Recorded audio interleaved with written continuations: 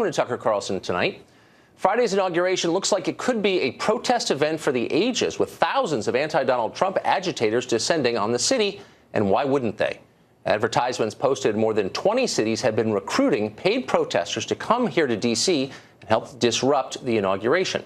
The group Demand Protest, which describes itself as, quote, the largest grassroots support organization in the United States, says it will pay professional protesters $50 an hour in addition to a $2,500 monthly retainer to support their efforts.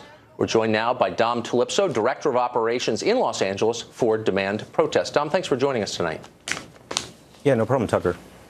So this is a sham. Your company isn't real. Your website is fake. The claims you have made are lies. This is a hoax. Let me start at the beginning, however, with your name, Dom Talipso, which is not your real name. It's a fake name. Well, we ran you through law enforcement level background checks, and that name does not exist. So let's start out with the truth. Tell me what your real name is. It's Dominic Tuyipso. It's per L's are silent. That's a lie, and you know it's a lie. And we asked you for ID at the Los Angeles Bureau, and you said you didn't have ID with you. But doubtless you have a wallet on you. Every grown man does. Hold up a credit card. You can cover the number to our camera and show us any piece of documentation with the name Dominic Talipso on it. And you can't because that's not your real name. Sure.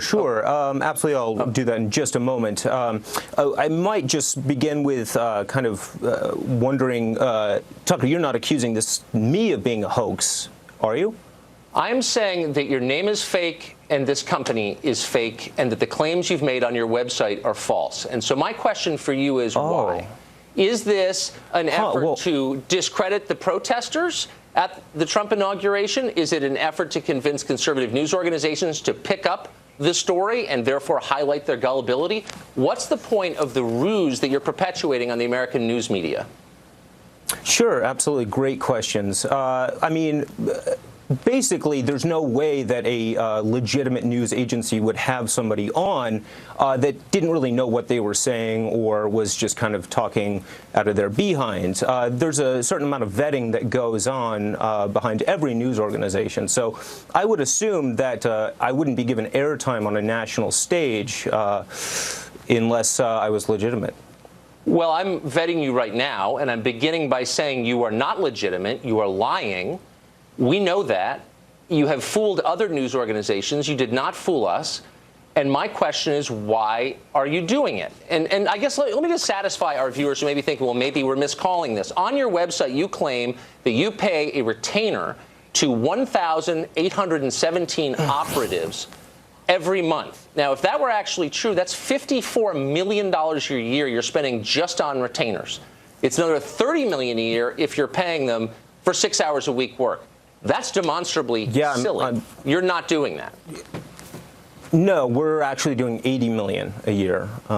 So I don't know quite where you got those numbers, but those are definitely obviously dated. I do want to mention the fact. Wait. So hold on. You're not conceding that this is a hoax. You're saying that this is a real company that's engaged in the activities you say it's engaged in. Absolutely. That you're hiring protesters.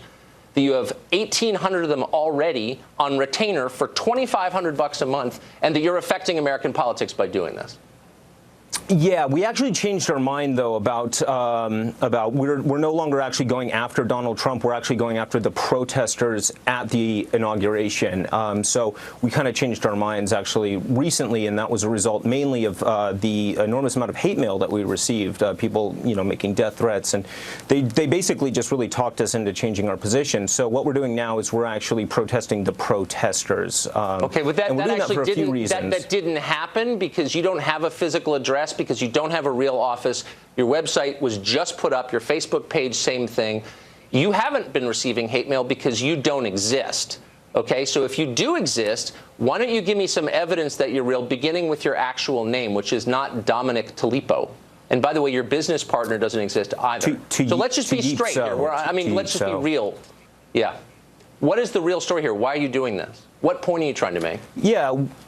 The main point basically is that we are greatly supportive of national treasures such as Julian Assange, Edward Snowden, Peyton Manning, right. And we really support their efforts to really get the truth out there. And in the case of the current client that we have right now, that client is very interested in releasing the Roswell papers.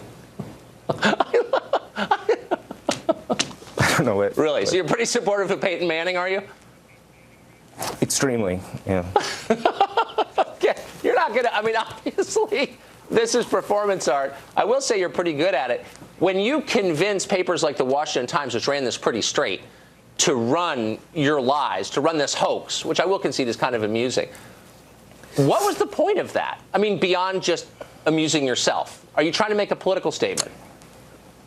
I don't know. I mean, it's pretty darn easy these days to just say whatever the heck you want on national TV and have it pass off as truth. And, you know, it's pretty, I don't know, it's just pretty incredible to me how easy it was to get the coverage we got. By the way, I'm not saying any of this is a hoax or any of this isn't true. We've actually got 100,000 protesters going to Washington, D.C. to fight anybody who is opposed to Donald Trump. I mean, the reason we another main reason we shifted from being against Trump to Trump about 30 minutes ago was basically we realized initially he didn't really like Julian Assange or Peyton Manning, and when he kind of changed, when the election and the Assange connection was made, he essentially became a supporter of Assange, and so we are now supporting Trump in the hope that the Roswell documents from 1947 are finally released and put back into the hands of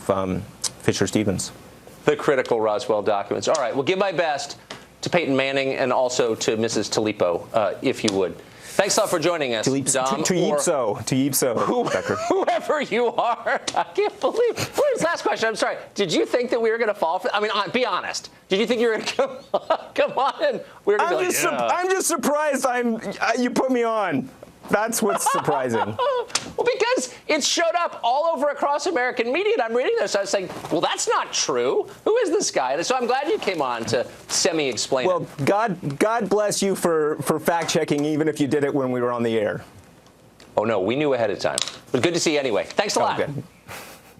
Thanks.